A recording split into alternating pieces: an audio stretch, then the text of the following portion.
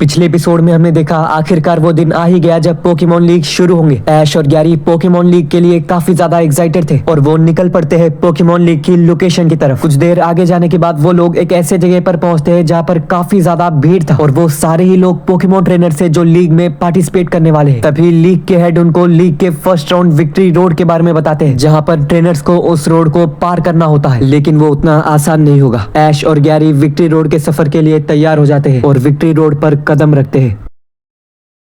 तो ऐश और Gary finally आ चुके हैं विक्ट्री रोड के ऊपर। दोनों किसी भी ट्रेनर से बैटल करने के लिए तैयार हैं और उन दोनों को पूरा यकीन है कि वो विक्ट्री रोड को पार कर लेंगे। ऐश बोलता है इस लीग के हेड थॉमस ने कहा था कि इस विक्ट्री रोड में काफी ज्यादा स्ट्रॉन्ग पोकेमॉन होंगे, वो पोकेमॉन कैसे हो सकते हैं। तभी गैरी बोलता है इस रोड के पोकेमॉन के बारे में मुझे अच्छी तरह से पता है ऐश। यहाँ के पोकेमॉन कोई रैंडम जंगल के पोकेमॉन जैसे नहीं होंगे, बल्कि सारे ही फुल्ली इवॉल्व पोकेमॉन होंगे, सूडो लेजेंडरी पोकेमॉन जो दुनिया के किसी भी जंगल में काफी रेयर से मिलते हैं। वो इस विक्ट्री रोड पर काफी ज्यादा कॉमन है। ऐश बोलता है क्या ये सच है? फिर तो उन पोकेमॉन से बैटल करने में काफी मजा आएगा। जैसे ही ऐश और गैरी आगे बढ़ते हैं वो देखते हैं कि काफी सारे ट्रेनर्स आपस में बैटल करना शुरू कर रहे हैं। कुछ ट्रेनर्स तो स्ट्रॉन्ग लग रहे थे और कुछ ऐसे थे जिनको देखकर ही समझ आ रहा था कि वो आगे नहीं बढ़ पाएंगे। उन सबको देखकर ऐश बोलता है मुझे भी किसी स्ट्रॉन्ग ट्रेनर से बैटल करना है। तभी एक लड़का बोलता है क्या मैंने बैटल सुना है? ऐश और गैरी ये सुनने के बाद अपने आगे देखते हैं और वहां पर थे दो लड़के जो काफी हद तक सेम दिखते हैं और सेम कपड़े पहने हैं। तभी गैरी बोलता है लगता है हमारा पहला बैटल शुरू होने वाला है ऐश। तभी वो दो में से एक लड़का बोलता है ये तुम्हारा पहला ही नहीं बल्कि विक्ट्री रोड का आखिरी बैटल होगा। ऐश बोलता है ये तो बताओ तुम दोनों हो कौन? तभी वो दो में से एक बोलता है मेरा नाम काय है और दूसरा बोलता है मैं हूँ रेन। हम होइन रीजन के ट्विंस है और हमें दुनिया डायनामिक डुओ कहती है। जब भी बैटल करते हैं हम दोनों साथ में मिलकर करते हैं और ऐसा कोई भी डबल बैटल नहीं है जिसको हमने हारा है। काफी देर बाद हमें दो ट्रेनर्स एक साथ दिखे तो हमने सोचा तुम दोनों को हराकर विक्ट्री रोड में आगे बढ़े। तो क्या तुम दोनों हमसे डबल बैटल करने की हिम्मत रखते हो? ये सुनने के बाद ऐश और गैरी दोनों ही स्माइल करते हैं। गैरी बोलता है सुनने में ये दोनों ही ट्रेनर्स काफी स्ट्रांग लगते हैं और डबल बैटल का कॉन्सेप्ट भी काफी इंटरेस्टिंग है। ऐश बोलता है हाँ पहली बार हम दोनों मिलकर किसी से बैटल करेंगे, हम इस बैटल के लिए तैयार है। तभी काय और रेन बोलते हैं हम तुम्हें दिखाते हैं हमें डायनामिक डुओ क्यों कहते हैं। रेन चुनता है ब्लेजिकन को और काय चुनता है स्वॉम्पर्ट को। गैरी बोलता है दोनों कई पोकेमॉन होइन रीजन के स्टार्टर्स है, इनसे बैटल करने में मजा आएगा। ऐश चुनता है अपना लुकारियो को और गैरी चुनता है निडोकिंग को और ऐसे ही ऐश और गैरी वर्सेस काय और रेन का डबल बैटल स्टार्ट होता है। काय और रेन कहते हैं पहले तुम दोनों हमला करो। तभी ऐश बोलता है तो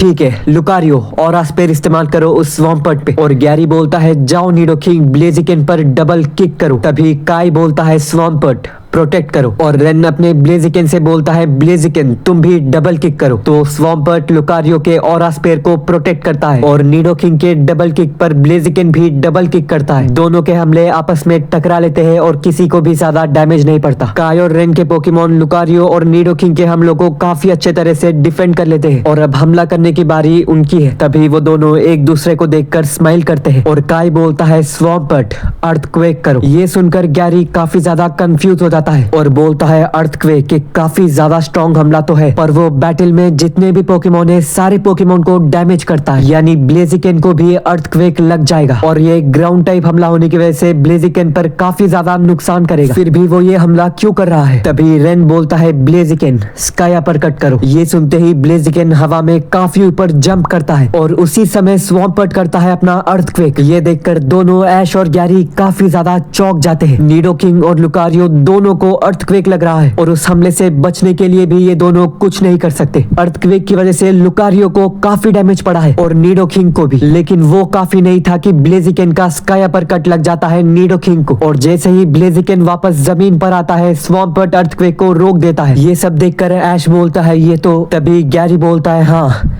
ये तो एक मास्टर प्लान है, एक ऐसा टैक्टिकल प्लान जिससे बचना काफी ज्यादा मुश्किल है। आसमान में होने की वजह से ब्लेजिकन को अर्थक्वेक का डैमेज नहीं पड़ा और जैसे ही वो वापस आया अर्थक्वेक को रोक दिया गया है। इससे हमें तो बहुत ज्यादा नुकसान हो गया है, लेकिन ब्लेजिकन और स्वॉम्पर्ट को कुछ भी डैमेज नहीं हुआ। तभी काय और रेन स्माइल करते हैं और कहते हैं तो कैसा लगा तुम्हें हमारा बैटल टैक्टिक? आगे अभी और मजा आने वाला है। ये बोलकर काय अपने स्वॉम्पर्ट से मडी वाटर करने बोलता है, एक और हमला जो दोनों पोकेमॉन को एक साथ टारगेट टारगेट करता है। तभी रेन बोलता है, शुरुआत में हमने क्या कहा था कि काफी लोग हमें डायनामिक डुओ कहकर बुलाते हैं। सच बताओ तो ये सिर्फ आधी बात है। हमसे बैटल करने से पहले हमें डायनामिक डुओ कहते हैं, पर हमसे बैटल करने के बाद वो हमें कहते हैं डेथ डुओ।